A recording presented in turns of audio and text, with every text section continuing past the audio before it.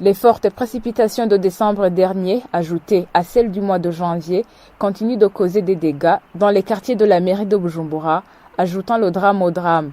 Ce mardi, différentes zones de la municipalité de Bujumbura ont été inondées.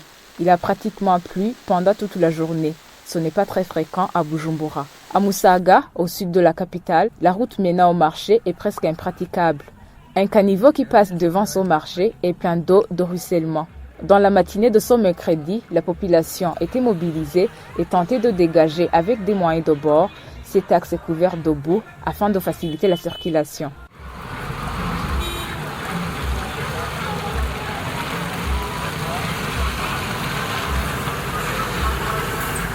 Dans la zone de Kanyosha, au quartier Gisio, là aussi des dégâts.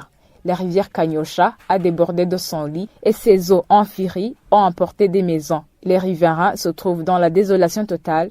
Bon nombre d'entre eux ont passé la nuit à la Belle Étoile.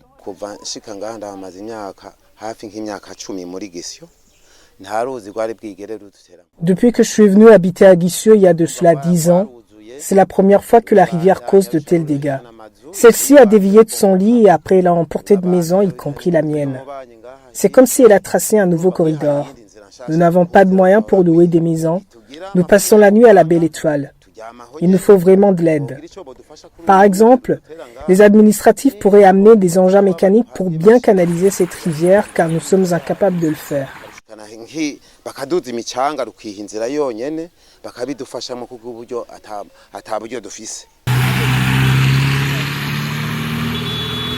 Au pont se trouvant à Kamesa de la zone de Musaga, sur la RN7, suite aux fortes pluies qui se sont abattues sur ce quartier depuis le début de ce mois, ce dernier présente des fissures. Il risque de s'écrouler. Les habitants de cette localité se disent inquiets. Ils demandent qu'il y ait une intervention rapide avant qu'il ne soit trop tard.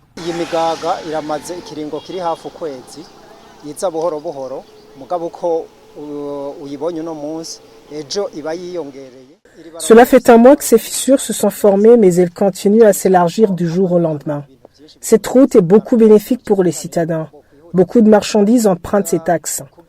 Il faut que la route soit réhabilitée rapidement. Il ne faut pas attendre qu'elle soit complètement détruite pour éviter de grandes dépenses. Sinon, la capitale va subir de grandes pertes. Nous demandons alors une intervention rapide.